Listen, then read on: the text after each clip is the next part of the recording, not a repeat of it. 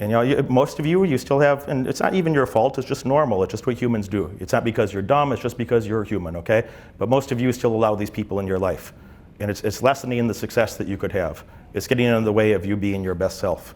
The sooner you realize that and harshly cut them out of your life, you're better off to be alone. You're better off to be with a documentary or an audio book or just about anything that would be productive or educational than hang out with these poisoners that are slowly sabotaging your success, slowly taking away from the joy and the brilliant thoughts you have in the short term and just decimating the future that you could have built without them.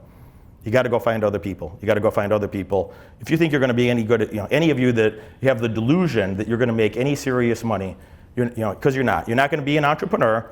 You're literally sabotaging your financial future. It's your friends. It's not the people at the top. The people at the top, I have several billionaire friends. I've met 20-something billionaires, and by met, I mean like I shook hands with or spent significant time with. It's 3 of them, if I call them or text them, be so happy to hear from me. We can hang out a few times a year. They invite me to cool shit here and there a couple times a year. And they're not, sure, they're so happy. They're just so happy that, to have someone like me to hang out with. And I don't say that in a cocky way at all. I mean that in a very humble way. It's like, why? It's like, I'm not as rich as they are. I don't even think I'm rich. I have several $1 million, and I have a very, very comfortable life, and I certainly never have to work again if I don't care to. But the point is, I don't need something from them. I'm one of the few people in their whole life that I'm not going to ask them for money. I'm not going to ask them for a job. The last thing I want is a job. I'm not going to ask them for money. I'm not going to ask them for a job. I'm not going to, I don't need anything. So we get to just hang out and fucking talk shit, 85% of the time, I'm just thinking, how can I help this poor bastard have more fun in his life? How can I help this poor bastard have a better life? And maybe 15% of the time I'd ask for very brief advice about something. Very brief, because you know what those people don't have? They don't have any time. They don't have any time. So very brief advice about something is, bullet points. Bullet points. Hey, I got this situation, bullet point, bullet point, bullet point. I'm thinking about it like this, bullet point, bullet point, bullet point. I know that you're too busy to spend any time on this. Is there anybody you know that you could point me in the right direction that might be able to help me with this thing? And those people know everybody. Everybody wants to talk to them. So they're saying, yeah, I'll send you here, email, bing, bing, bing, bing, bing. Here, so-and-so. And you just got a social contact that you couldn't buy for 50 grand. You couldn't pay 50 grand. You couldn't pay 100,000 to get a meeting with some of those people. You couldn't pay $1 million to get a meeting with some of those people I've got meetings with. And I just want to make, I'm literally there to make the guy's life a little better. If I never got anything out of it, that's fine. We had a fun story together. And if you could just give me an introduction once a year, give me a little introduction over there or a little introduction over there, that's worth a lot of fucking money. That's worth a lot of fucking money. So, people on top wish there was more people on top, bro. People aren't trying to hold you down, bro. It's like I grew up poor. My dad was in prison for most of my childhood. My uncle was in prison for most of my childhood. And, I so wanted better role models. I had a lot of bad role models. I didn't have good role models. I didn't have somebody to point me in a more positive direction. My 6 friends from childhood, 3 of them are dead. One's doing 30 years in a state penitentiary. One's doing life in a federal penitentiary. And the 6th one is crippled because he's a dumbass and he was high and drunk at work with heavy equipment, like Caterpillar machines. Not a good idea. So he did that to himself. So that's who I was surrounded by. And you got to put yourself around a better group of people. And the world is cheering for you to win. Your close friends aren't. You know who the biggest betrayers of your success are? Your current peer group. Because everybody else, all of you would like to meet somebody else that's resourceful and motivated and getting something done. Everybody would love to meet somebody new like that. Wouldn't you like a new friend like that? Wouldn't all of you like a new friend like that? That's resourceful, motivated, loyal, trustworthy, has some size perhaps, able to kick someone's ass, wise enough not to do it at an inappropriate time. Everybody wants more friends like that. The world's not trying to hold you down. You know who the biggest betrayers of your success are? You, number 1, it's probably you. Number 2 is your peer group, your current peer group. They don't want you to be more successful because that would hurt their little bitch feelings that they're not stepping up at the same level. And those are the people that are going to shame you. Maybe your family, parts of your family might. Your friends certainly will. So you have to surround yourself with, I went through extraordinary lengths, and I really mean that, what's extraordinary? Extraordinary, far above average lengths to go find a peer group of like high quality, very motivated people. High quality, very motivated people. I spend no time with anybody else. The people at the top are not trying to hold you down. They wish they had more cool people to hang out with. And a lot of wealthy people are like, they got a lot of problems too. They got all the problems that you guys have too. Lottery winners find a way to go bankrupt, many of them. So, money doesn't solve all these problems. Now money does solve some problems, and having money certainly solves some problems that not having money can create. But, money doesn't solve all your problems. It basically just gives you the freedom to amplify whatever sort of personality you already have. It gives you the freedom to spend your time doing the things that you'd like to do instead of some fake ass shit that you feel like you have to do. So it just gives you the ability, the freedom to go amplify your genuine, sincere personality. And with little fear of consequence or no fear of consequence. Money doesn't fix everything, but beats the shit out of being poor. I've had both, and it beats the shit out of being poor. That's a fact. All right, but you'll see in life that the more value you could add to others, the more you could make yourself pragmatically useful to others. Well, golly gee, they sure treat you a lot better when you behave that way, don't they? When you can help somebody else accomplish their goals, they return your phone calls a lot quicker. They respond to your email, your text a whole lot quicker. So I just think that's the way and the truth and the light is how can I make myself more useful to others and pragmatically useful? How can I accomplish things? How can I overcome things? How can I help other people do the same thing? And partially because I disliked my childhood to such an extent that I wanted to be far away from it, and I do get a lot of joy in helping somebody else do that. And partially just because there's just no other way. There's no other way that's better to make the sort of life that I want to live. You got to be in self-selected groups. I love cover charges for that reason. I talk about it, and it alienates dummies when I talk about this, and every smart person already gets it. It's like, I love paying a cover charge. I love paying cover charges. I love it because you're not paying to get in. And what I'm talking about is like a nightclub or university tuition or elite social groups that a normal person just can't join. And last year I talked about this recently. In YouTube, but last year I spent $39,800 just on admission to entrepreneurial groups and different little private groups that I'm a member of, 40 grand. And when I looked at that, I didn't think it was a lot of money. I'm like, damn, I'm supposed to be spending more. For the amount of money that I'm making, I'm supposed to spend more money on that type of thing.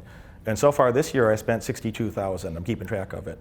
And it's my goal that I want to spend $100,000 a year, and then I'll get more later.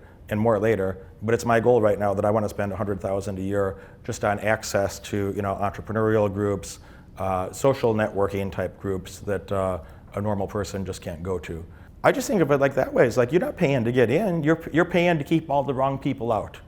You pay a fee to keep the wrong people out, so you don't have to associate with people that would poison your life. And then what's left is it shouldn't be like if you're doing pretty well in life, it's not like a treat for you to hang out with other people that are doing well too. It's just normal. If you're doing good, it'd be normal to hang out with other people that are doing good, So it's not like you're paying to go hang out with other people that are doing pretty good. You just, you hold yourself to a certain standard that you're allowed to be in these places. But the reason that there's a money exchange is you're just paying the management to keep out the losers, so you don't have to deal with all this trash and riffraff that would make your life worse off instead of better off.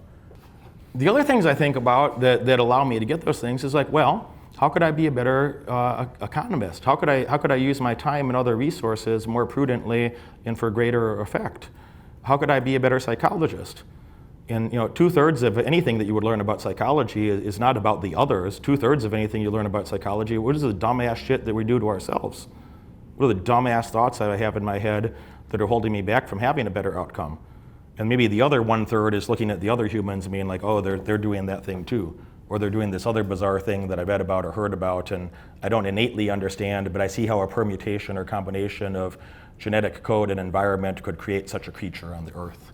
So, there's enough empirical evidence that it would be foolish for me to allow myself the delusion that such creatures don't exist. But God, it's a foreign idea, and at least I'm not doing that to myself, But 2/3 of it is just introspection of unwiring your own stupidity. Would you generally agree with that? Yep. 2/3 of anything you learn about psychology is unwiring your own stupidity. And maybe 1/3 applies to the other people, the other creatures you're interacting with around the world. And then the third thing I think about all the time is communications. If you could be a 3% better communicator, you would double your income in 12 months. I just think all day, how do we get shit done? How do we go build something? How do we get shit done? How do we solve a real problem?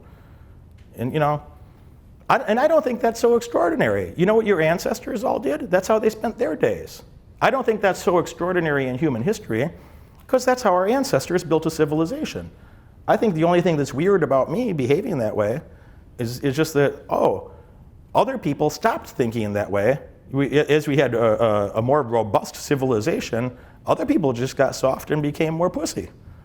Because if you looked at everything that I just said, well, all of your ancestors had violent conflict. All of your ancestors had, they had tougher things than we got to deal with. All of us, every one of us. You got ancestors that dealt with way tougher stuff than we got to deal with. Like life or death things, you die early. It's bad.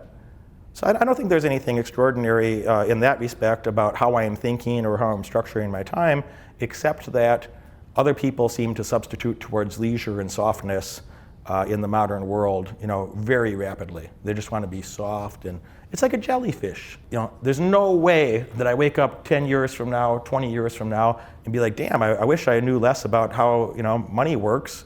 I wish I knew less about how to get money. I wish I knew less about economics, or I wish I knew less about human nature, my own and others.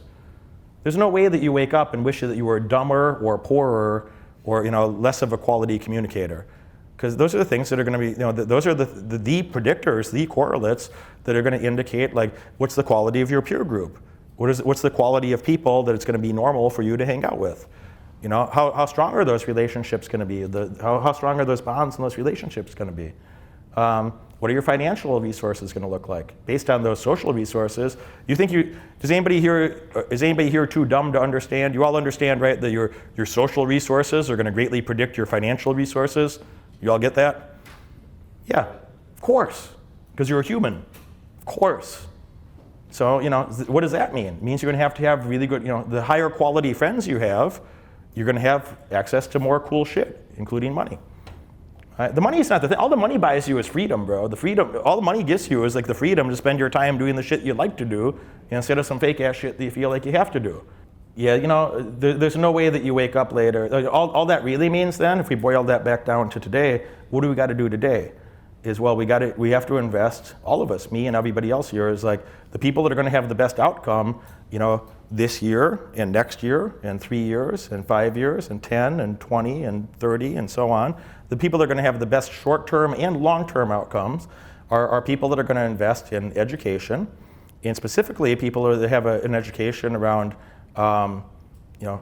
communication, being a better communicator of value, building your value, so building your personal value, which a lot of guys are already good at that here, all right?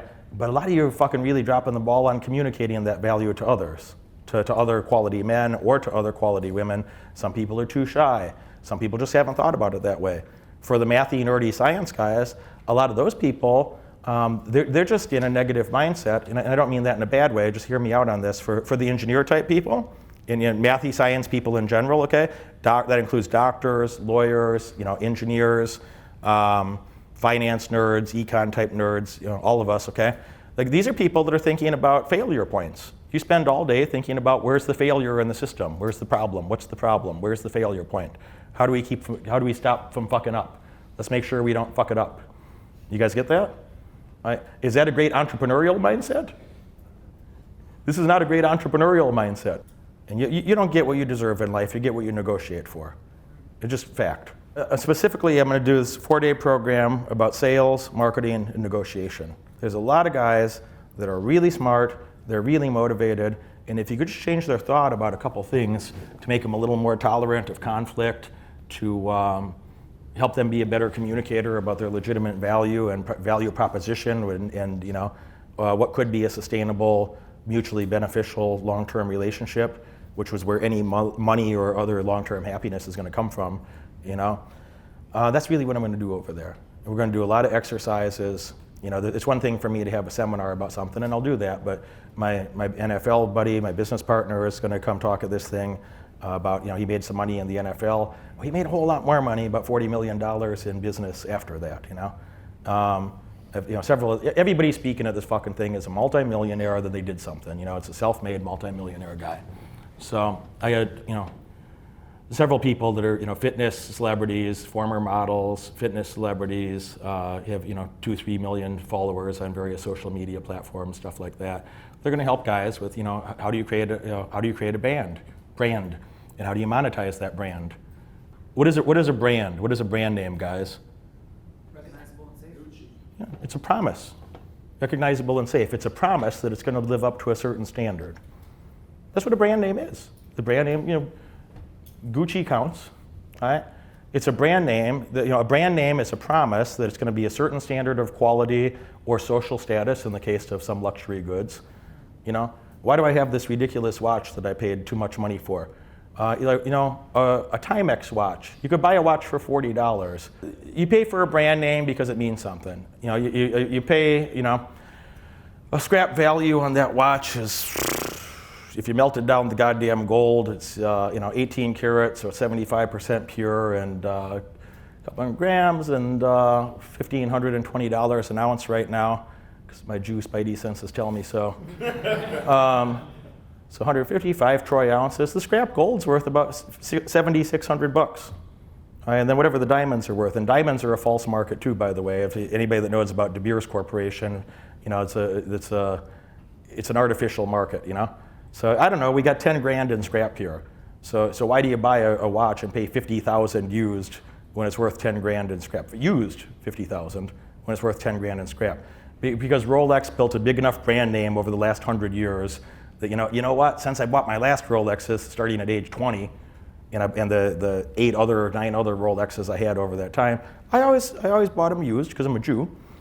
I always bought them used. And I always bought them at a reasonable enough price that I've either got 95% of my money back, or sometimes 140% of my money back that you sold them for a profit. So you basically get to wear the thing for free, and it's a store of value because you have faith in Rolex to keep up their brand name, to keep up that brand promise that somebody in the future is going to pay some ridiculous fee for it as well. You basically get to wear the goddamn thing for free. You might even make a profit on it later. Better than inflation. The girl version of that is a Chanel handbag. There's Chanel handbags that, the classic jumbo, like the flap bag. So those bags were $3 grand. If you remember, 10 years ago, that was a $3,000 handbag, and now they're $6,200. But the goddamn Chanel just doubled the price of their bag in a decade, more than doubled the price of it. It's the same bag. It's called the classic bag. It's been around for decades. They just doubled the price in the last decade because they can. Because they can. And I don't know why they got rid of the grand shopping tote. That was a sin. Look, man, if I wanted to go study something new, the first thing I would do is go get a mentor to do that. If I decided I was going to be a doctor, I wouldn't start fucking cutting up my girlfriend by myself. Probably I should go to medical school or some shit, Probably I should go find a trained professional to help me, engage in the best practice, because you're going to fucking hurt yourself or be in a much worse situation. And kind of to Travis's point, like a guy that's got a good work ethic, a guy that's working really hard, but like working on the wrong things, you're making your life worse. So literally, you're making your life worse. Guy, I'm a smart guy, great work ethic. I'm gonna work harder. If you're working on the wrong things, you're making your life worse. And time is going by, and time is your most valuable asset. I just wanted more freedom. I didn't want to feel like just a poor dumbass. I just didn't want to live my life that way, and it just changed my whole life. And there's nothing more noble in the world. Andrew Carnegie talked about wealth, and Andrew Carnegie was the richest man in the world at one time, and inflation adjusted, he'd have over $400 billion today. Andrew Carnegie is, Carnegie Steel, which then turned into U.S. Steel out in Pittsburgh. And he said, no person can become rich without themselves enriching others. And that made a lot of sense to me. The only way that you get money, the only way that you have best relationships is you got to help other people accomplish their goals. You got to be able to add enough value. That's what this value adding means. It's not some metaphysics woo-woo shit. Maybe some other people talk about it that way. I don't think of it that way. It's just like, the more I can contribute to others, the more they're happy to contribute back to me. The more I can help people solve their problems, the more I can figure out how to solve my own problems. You're now qualified for higher quality problems. And when you can solve more difficult, higher quality problems, you're going to get better rewards, aren't you? That's just it. It's how do we do that? And pickup is a team sport, and the business thing is a team sport. And like the people that do that alone don't have the best outcomes. It's going to be bad. And the people that go build a network around them of like they have the best training, they have the best people around them, those people are going to have superior outcomes.